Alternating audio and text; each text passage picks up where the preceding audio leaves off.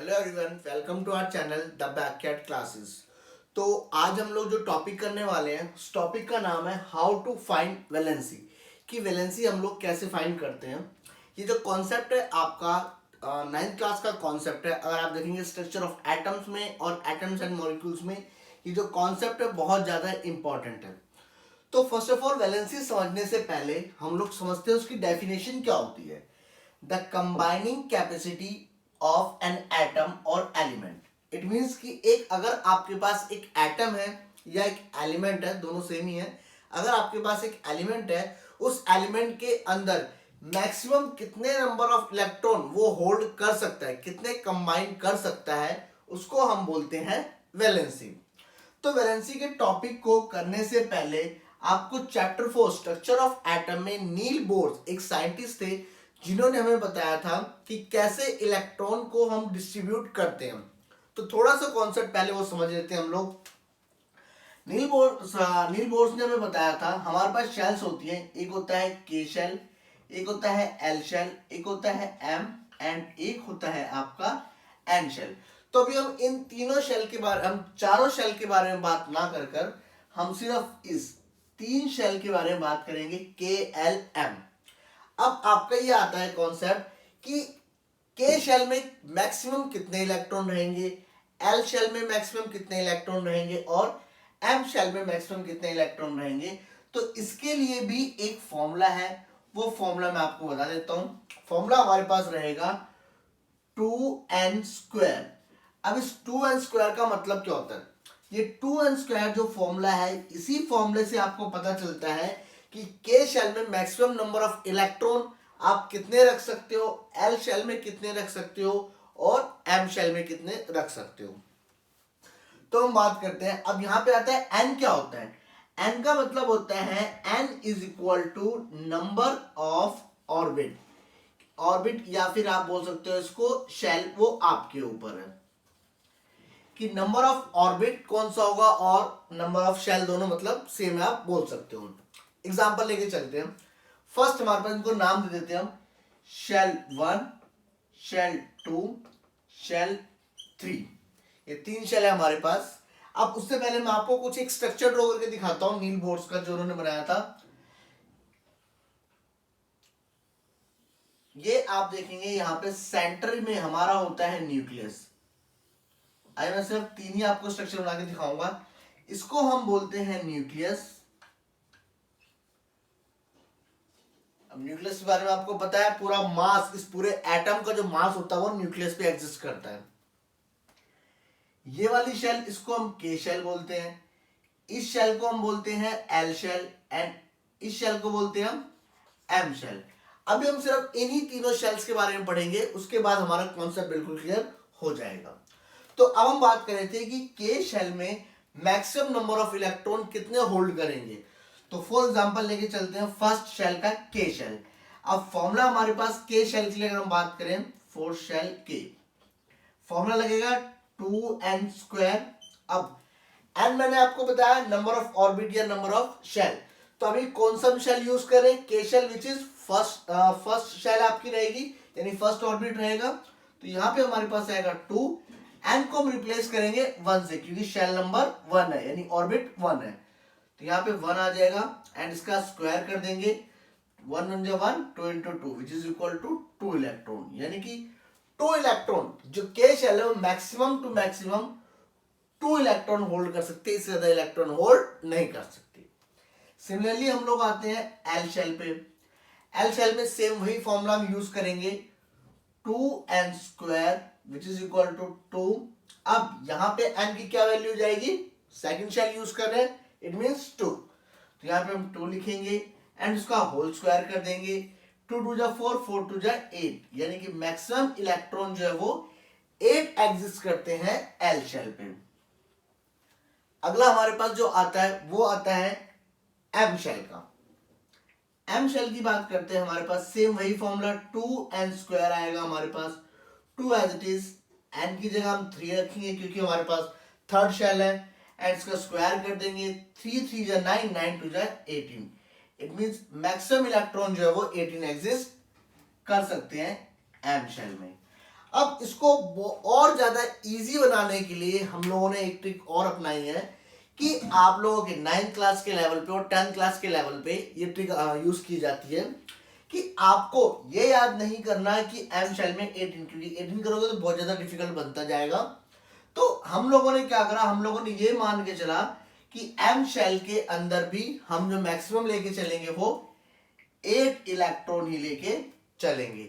ये पेपर में आपको लिख के नहीं आना, के एल एम के ऊपर 1 2 3 नहीं लिख के आना, इसकी कोई नीड नहीं है, सिर्फ एक समझाने के लिए कैसे इलेक्ट्रॉन फाइंड करते हैं ये कॉन्सेप्ट है। तो अब आप याद क्या करना है आपको, के शेल में मैक्सिमम इलेक्ट्रॉन 2 होंगे, एल शेल में मैक्सिमम इलेक्ट्रॉन 8 होंगे, एम शेल में मैक्सिमम इलेक्ट्रॉन 8 होंगे, यानी कि के एल एम 2 8 8, ये आपको याद करना है कि मैक्सिमम इतने इलेक्ट्रॉन आप दे सकते हो। अब हम लोग वैलेंसी के बारे में स्टार्ट करते हैं। अब इसको मैं यहां से हटाकर ये 1 2 3 हटाकर और ये 2 8 8 हटाकर ऊपर लिख देता हूं। मैक्सिमम इलेक्ट्रॉन के में 2, एल में 8, एम में 8। अब एग्जांपल लेके चलते हैं, एक हमारा एलिमेंट है, you can say that sodium. Sodium का जो हमारे पास सिंबल होता है वो होता है Na, सोडियम बोलते हैं। अब इसका हमें एटॉमिक नंबर पता होना चाहिए। अगर किसी भी एलिमेंट का आपको एटॉमिक नंबर नहीं पता तो आप लोग वैलेंसी बिल्कुल फाइंड नहीं कर सकते। इट मींस आपको उस एलिमेंट का एटॉमिक नंबर पता होना चाहिए। आप लोगों को साथ ही साथ ये भी पता होना चाहिए atomic number is equal to number of proton, कि जितने आपके प्रोटॉन होंगे उतना ही आपका एटॉमिक नंबर होगा। तो अभी हम प्रोटॉन को स्किप करके माइंड से हम लोग सिंपल ये चलते हैं कि हमारा एटॉमिक नंबर 11 है। इट मींस टोटल ओवरऑल जो हमारे पास इलेक्ट्रॉन है वो अभी हमारे पास 11 इलेक्ट्रॉन है। अब उस 11 इलेक्ट्रॉन को हमें इन शेल के अंदर KLM इन शेल के अंदर डिस्ट्रीब्यूट करना है ताकि उनका ऑक्टेट, मतलब इसको 2 इलेक्ट्रॉन चाहिए 2 कंप्लीट हो जाए, इसको 8 चाहिए तो 8 कंप्लीट हो जाए, M को 8 चाहिए तो 8 कंप्लीट हो जाए। तो चलिए स्टार्ट करते हैं। फर्स्ट शेल में यानी के शेल में 2 इलेक्ट्रॉन चाहिए। अब एग्जांपल के तौर पे हमने इसको, हमारे पास 11 इलेक्ट्रॉन थे तो हमने इसको 2 इलेक्ट्रॉन दे दिया। अब जब 11 में से हमने 2 इलेक्ट्रॉन इसको दे दिए के शेल को, तो हमारे पास रेस्ट इलेक्ट्रॉन कितने बच गए 9। अब जो एल शेल में इलेक्ट्रॉन जाएंगे वो इस 9 में से ही जाएंगे, 11 में से नहीं जाएगा, क्योंकि 11 में से 2 तो ऑलरेडी मैं यूज कर चुका हूं, 9 में से जाएगा। तो अब एल शेल को मैक्सिमम कितना चाहिए 8 इलेक्ट्रॉन चाहिए। जब एल शेल को मैक्सिमम 8 इलेक्ट्रॉन चाहिए तो हम लोगों ने क्या करा, 9 में से 8 इलेक्ट्रॉन एल शेल को दे दिया। जब एल शेल को हमने 8 इलेक्ट्रॉन दिया तो हमारे पास कितने इलेक्ट्रॉन बच गए 1।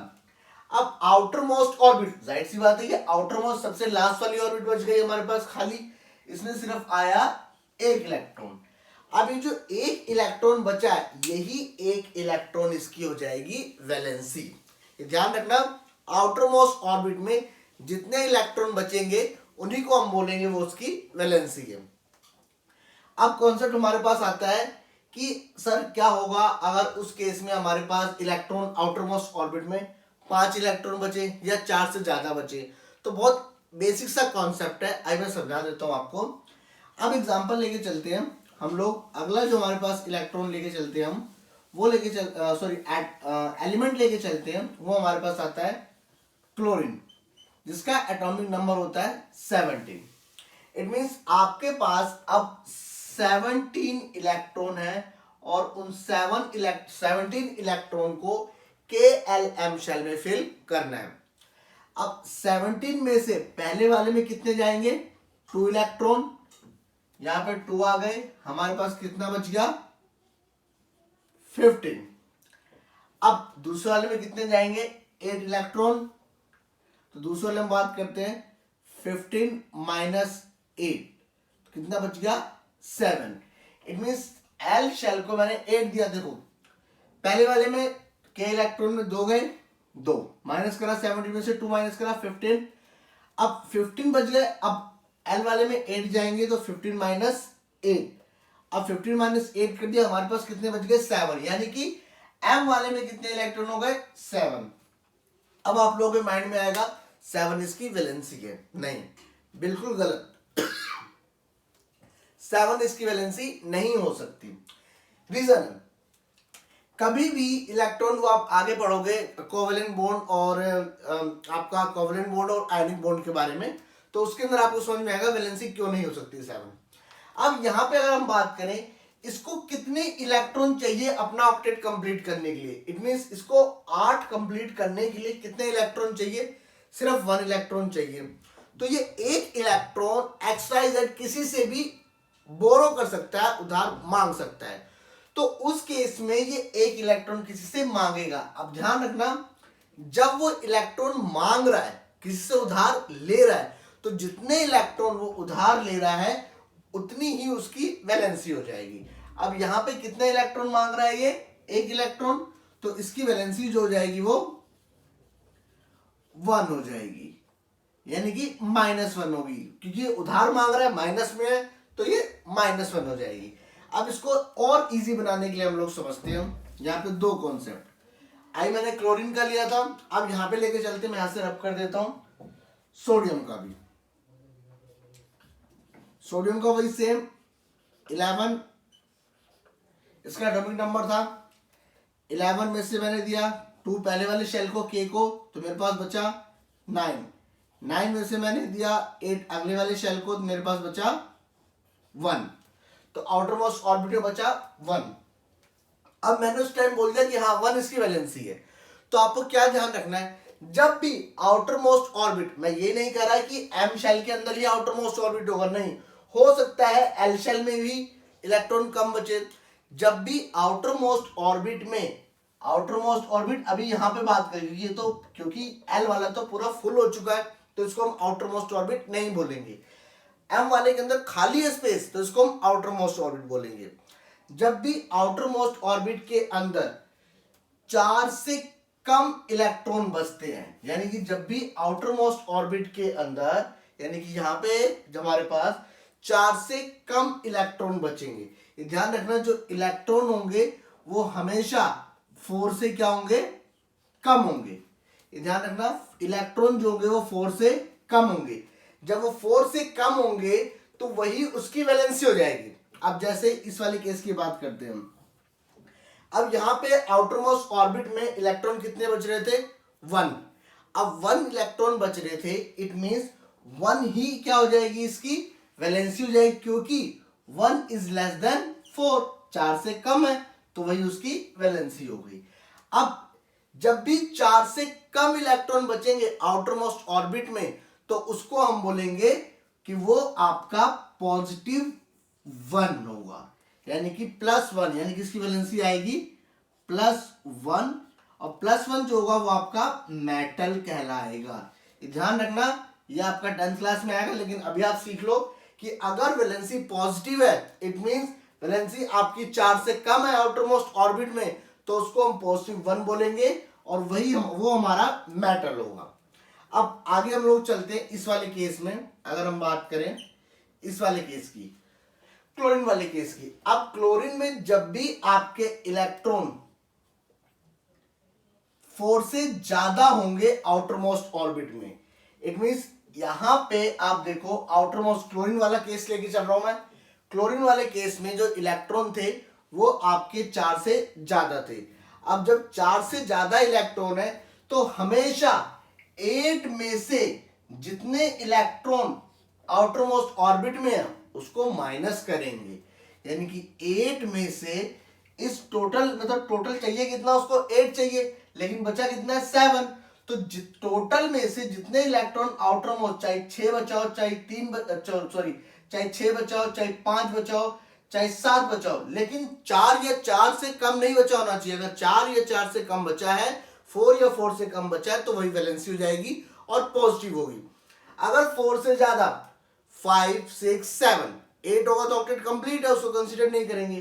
5, 6, 7 अगर आउटर मोस्ट ऑर्बिट में आता है, तो उस केस में उसको टोटल, यानी कि 8 इलेक्ट्रॉन जो उसको चाहिए थे, उसमें से हम आउटर मोस्ट ऑर्बिट में जितने इलेक्ट्रॉन बचेंगे उसको माइनस कर देंगे। तो यहां पे 8 में से हम माइनस कर देंगे जितने इलेक्ट्रॉन बचे 7, तो हमारा आ जाएगा 1। अब ध्यान रखना 7 माइनस कर रहे हैं हम। जब भी आपके माइंड में सिंपली समझ लो ट्रिक है, जब भी आपके माइंड में आए कि हम माइनस कर रहे हैं तो हमेशा वो नेगेटिव रहेगा। क्या रहेगा? नेगेटिव। और नेगेटिव वाले केस को हम बोलते हैं नॉन मेटल्स। तो ये आप लोग स्टूडेंट समझ लेना इस चीज को कि अगर वैलेंसी आपकी पॉजिटिव है तो उसको बोलोगे आप मेटल, और अगर वैलेंसी आपकी नेगेटिव है तो उसको बोलोगे नॉन मेटल। दूसरा कॉन्सेप्ट अगर हम बात करें, ये एक ट्रिक थी कि अगर 4 से कम बचता है आउटर मोस्ट ऑर्बिट में तो वही उसकी वैलेंसी हो जाएगी। अगर 4 से कम बच रहा है तो वही उसकी वैलेंसी हो जाएगी, जैसे ये वाला केस था, और वो पॉजिटिव रहेगा। अगर 4 से ज्यादा बचता है आउटर मोस्ट ऑर्बिट में तो हमेशा उसको 8 में से हम माइनस कर देंगे, जितना भी हमारा आउटर मोस्ट ऑर्बिट में बचता है उसमें से माइनस कर देंगे, और जो हमारा आएगा उसको हम नेगेटिव, एक्चुअल में मैथमेटिकल कैलकुलेशन से 8 माइनस 7 1 होता है, -1 नहीं होता। लेकिन यहां पे हम कंसीडर करके चलेंगे कि हम उसको माइनस कर रहे हैं, तो हमने माइनस लगा दिया साइन, आपका नॉन मेटल वो कहलाएगा। दूसरा कॉन्सेप्ट की अगर हम बात करें तो अगर हमारे पास आता है कि आउटर मोस्ट, अभी मैं क्लोरीन का लेके चल रहा हूं सिर्फ, दूसरे कॉन्सेप्ट में आते हैं हमारे पास 7 इलेक्ट्रॉन आउटर मोस्ट ऑर्बिट में बच रहे हैं। अब एक इलेक्ट्रॉन किसी से लेना बहुत इजी है। एक इलेक्ट्रॉन, मेरी बात को ध्यान से समझना, एक इलेक्ट्रॉन किसी से लेना उसके लिए बहुत इजी है। तो किसी से ये उधार मांग के अपना ऑक्टेट कंप्लीट कर लेगा और अपने आप को स्टेबल बना लेगा। ध्यान रखना, मैटर तभी एग्जिस्ट करेगा जब आपका एटम होगा वो स्टेबल होगा। एटम्स आर क्वाइट स्टेबल, तभी मैटर एग्जिस्ट करता है। तो ये एक इलेक्ट्रॉन किसी से उधार मांगकर अपना ऑक्टेट कंप्लीट कर लेगा तो ये पूरा 8 कंप्लीट हो जाएगा। जब उधार मांगेगा जाहिर सी बात है वो आपका नेगेटिव हो जाएगा। जब नेगेटिव हो जाएगा तो उसको हम बोलेंगे हमारा क्या है, वो नॉन मेटल है। अब बात करते हैं सोडियम की, Na। अब सोडियम में हमारे पास, यहां पे अगर हम बात करें, सोडियम में हमारे पास आउटर मोस्ट ऑर्बिट में बच रहा था एक इलेक्ट्रॉन। अब इसको चाहिए कितना, 7 इलेक्ट्रॉन चाहिए अपना ऑक्टेट कंप्लीट करने के लिए। अब 7 इलेक्ट्रॉन किसी से लेना इजी है या एक इलेक्ट्रॉन किसी को देना? जाहिर सी बात है किसी से हम 7 रुपए उधार मांगेंगे वो तो नहीं देगा, लेकिन अगर उसको 1 रुपए चाहिए होगा तो हम सोचेंगे ना, चल यार 1 रुपए ही तो दे देते हैं हम। तो सेम यहाँ पे वही कॉन्सेप्ट लगता है कि एक इलेक्ट्रॉन किसी को देना इजी है लेकिन 7 इलेक्ट्रॉन मांगना डिफिकल्ट है। तो ये क्या करेगा, एक इलेक्ट्रॉन किसी को दे देगा। जब ये एक इलेक्ट्रॉन किसी को देगा यानी कि लूज करेगा, उधार किसी को दे रहा है, जब भी ये किसी को दे रहा है तो उस केस में ये आपका फॉर्म करेगा पॉजिटिव साइन और कहलाएगा ये आपका मेटल। यानी कि अगर इलेक्ट्रॉन लूज कर रहा है तो वो आपका मेटल है। इलेक्ट्रॉन अगर आपका गेन कर रहा है, जैसे क्लोरीन वाले केस में किसी से उधार मांग रहा था, गेन कर रहा था, तो वो आपका नॉन मेटल है।